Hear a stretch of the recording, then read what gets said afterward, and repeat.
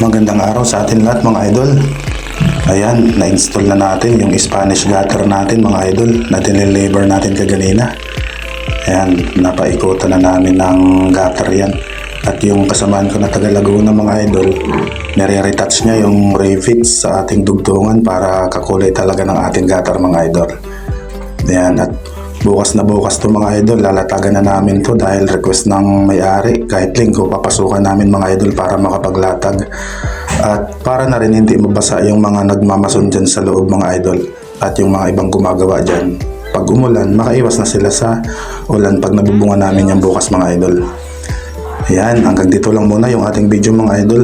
Maraming salamat sa panonood sa ating vlog.